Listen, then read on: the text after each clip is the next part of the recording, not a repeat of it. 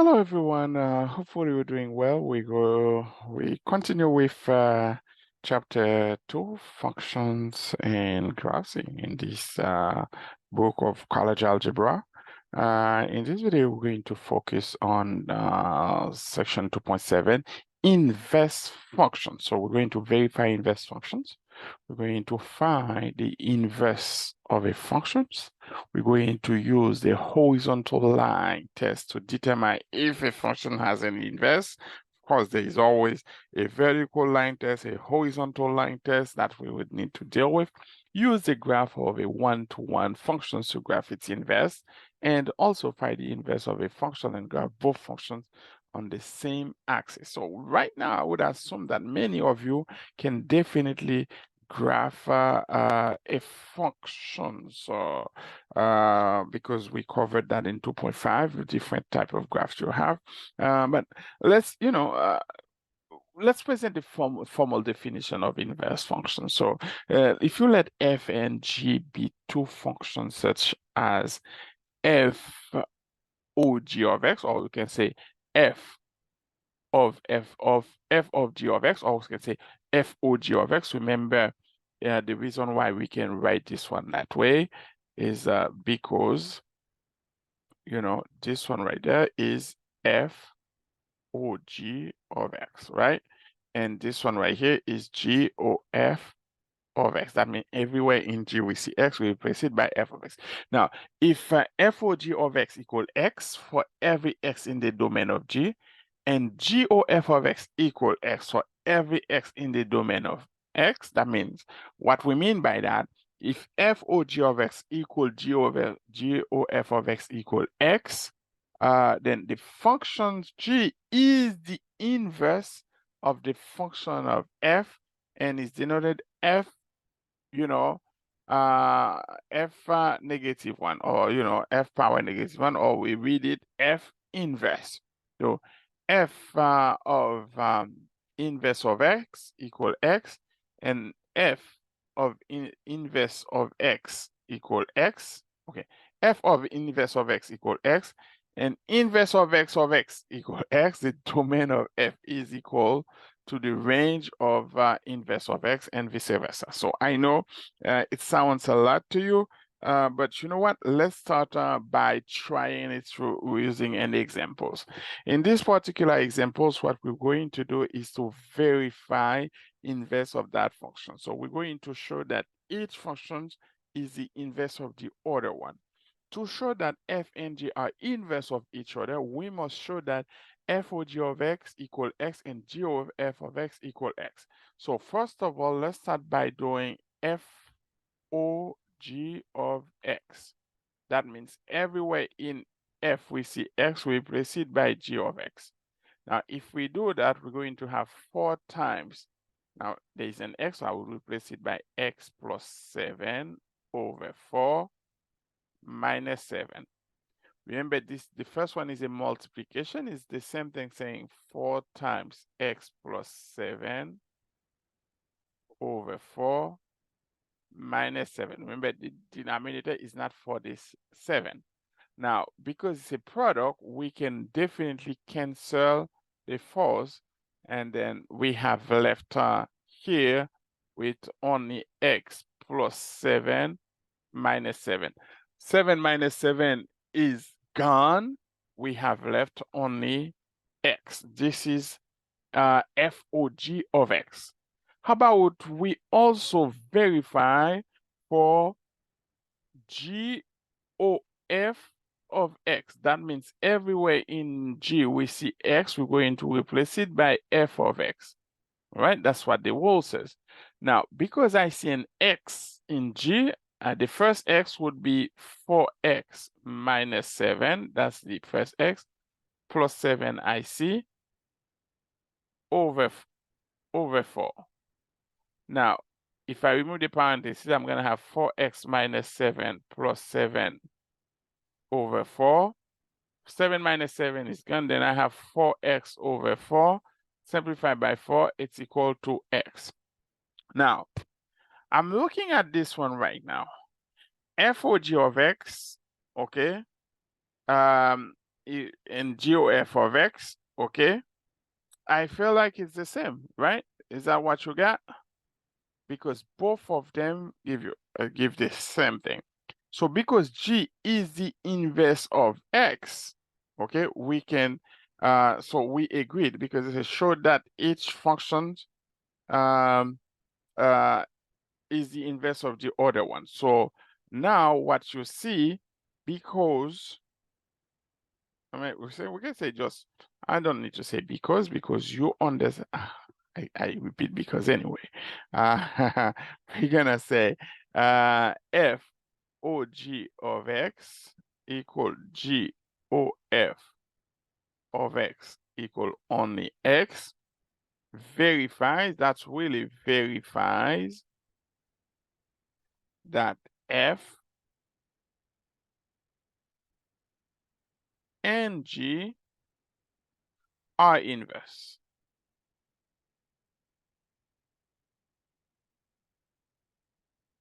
functions. All right, so this is an examples where we really show that two functions are inverse of each other. All we need to do is to take this and find the composite of functions for each of them. So FOG of X equal X, GOF of X equal X, then we said they are inverse. Finding the inverse functions, how to find, because now after you define, you know how to do all of this, okay? We can say that the definitions of the inverse of a function tell us that the domain of f is equal to the range of the f inverse of f and vice versa. So this means that if the function f is the set of ordered pairs x, y, then the inverse of f is the set of ordered pairs y, x. Okay, so that's something you need to remember. So if a function is defined by an equation, we can obtain the equation for inverse of f, inverse of f, inverse of f, right? The inverse of f by interchanging the role of x and y in the equation for the function f, just interchange them. So as a definition, let's go. The equation for the inverse of a function f can be found as follows. Replace f of x with y in the functions for f of x. That's interchange x and y. Third, solve for y. If this equation does not define y as a function of x, the function f does not have an inverse function, and this procedure ends. But if this function does define y as a function of y, the function has an inverse function. So if f has an inverse function, replace y in step 3 by inverse function of x. We can verify our result by showing that f of inverse of x equal x and inverse of x of f of x equal x as well. So I know, as I said, it sounds a lot probably, but you know what? How about we just go and try an example. So for this example right here, they ask you to find the inverse of f of x equal 2x plus 7. The first step, if we follow the instructions, because they said the first step, replace f of x with y in the function. So instead of saying f of x, step 1 says replace f of x with y. So we're going to have 2x plus 7. Step 2, interchange x and y. Interchange x and y. Everywhere I see x, y, I will replace it by x. Everywhere I see x, I will replace it by y. Interchange them. That's step 2. Okay.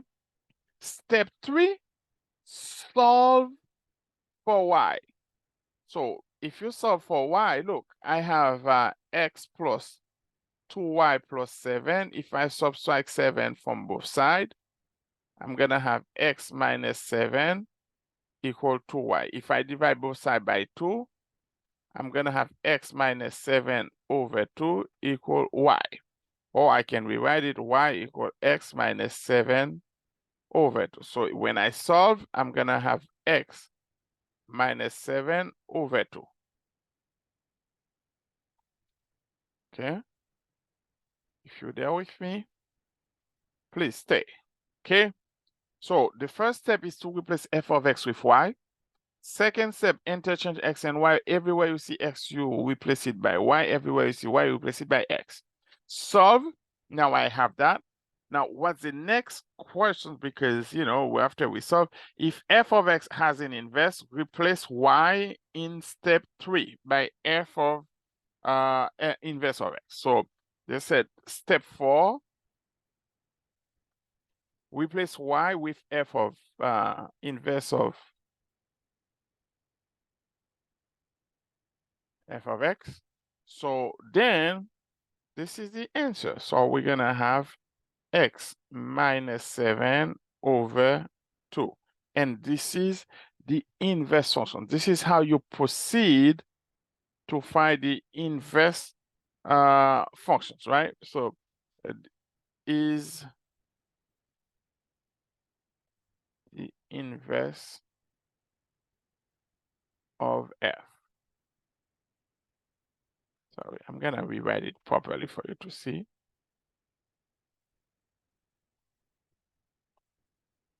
We'll say the inverse of f of x equal to x plus 7 is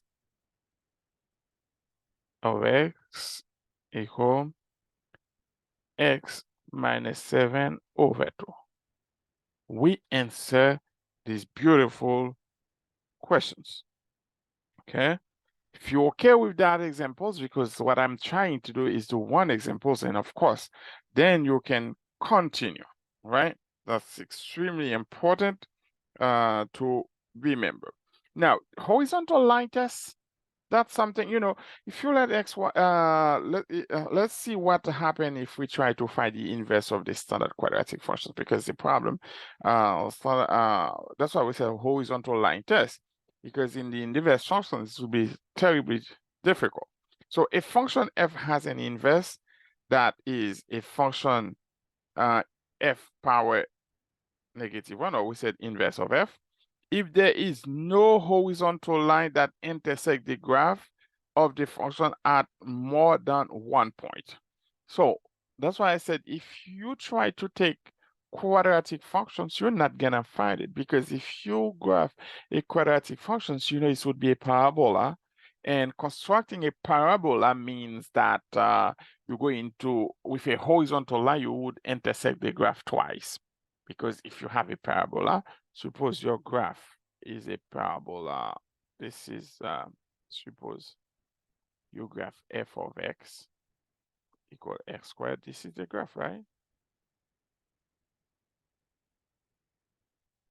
Now, horizontal line test, if you try it, you see this is a horizontal line test. If you make a horizontal line, you cannot touch the graph more than 1 time. So at this point, you would conclude this one has no inverse, because it doesn't pass the horizontal line test. It cannot touch the graph more than 1 times. Let's see with some examples very quick. We're going to try with some examples. Which of the following graph represent a function that has an inverse? Do you believe A has an inverse? Do you believe A has an inverse?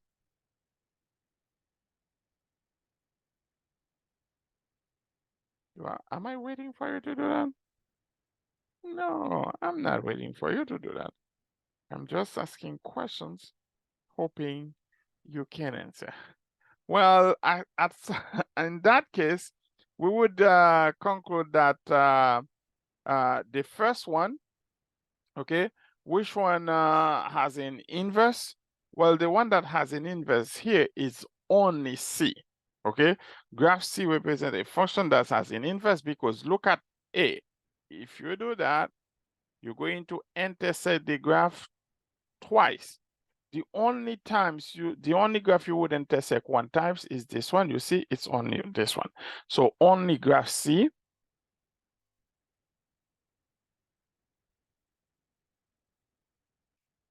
has an inverse. Why? Because the horizontal line tells you a graph, no horizontal line would intersect the graph at more than one point. So it must intersect it only one time. So because in C it's intersected only one time, then you would conclude it has an inverse. Okay, very important to remember for that one. Now, other questions you can find about graphs of f and inverse of f, we can graph that. That's very important. There is a relationship between the graph of one-to-one functions and its inverse f power negative 1, because inverse functions has ordered pairs with the coordinate interchange. Like, let's say if the functions, if it has a 2, 4 for a point for f, then it would be 4, 2 for the inverse function. So that's very important to pay attention to and verify. Now, we see this graph. We would discuss about it. The graph of a function f consists of two line segments. One segment from -2 to -2 to -1, 0, and a second segment from -1, 0 to 1, 0. Graph f and use the graph to draw the graph of its inverse functions. I know that's kind of a lot of work to do, but we're gonna do it because yes, we can. We must do it. Okay. We would see how that's work. Okay. So the first thing to do, okay, we're going to grab the endpoints for each of them and connect them. So if we graph, let me grab that first.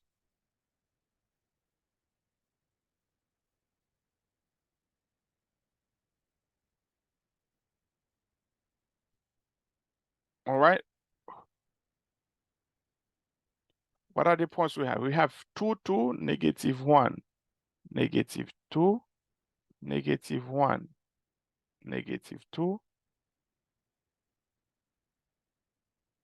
This is our first one, right? -1, -2, -2, -2. Now, the second point, when x is -1, y is 0. We are right there for the second point. And also, when x in the second segment, okay, you see also when x is -1. Okay, and we have another one, sorry, we have another point, -1, 0. So starting at -1, 0, because the first segment is this one. Now there's a second segment starting is when x is 0, y is when x is -1, y is 0, and when x is 1, y is 1 and 2.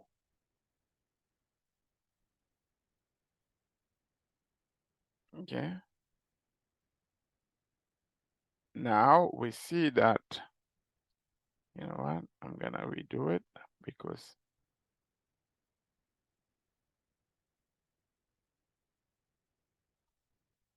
we're gonna say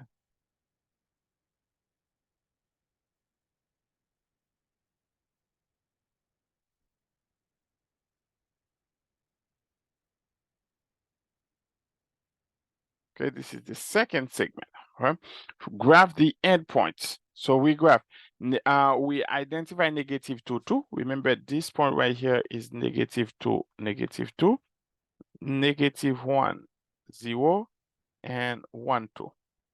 Those are the points, right? And that's what we did.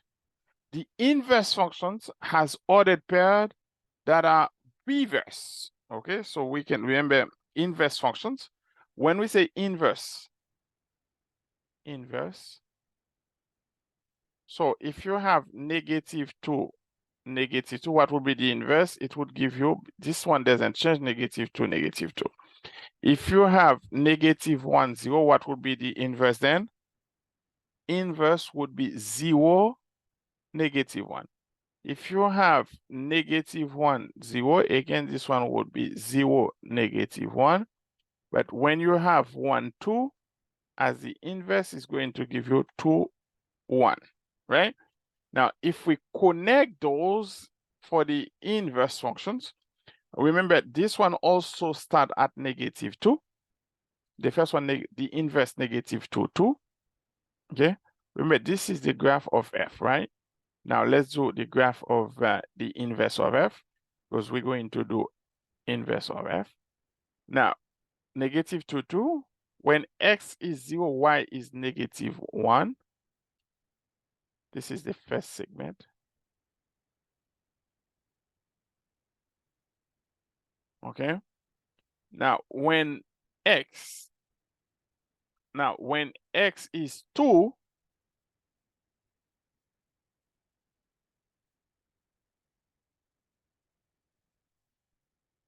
y is 1.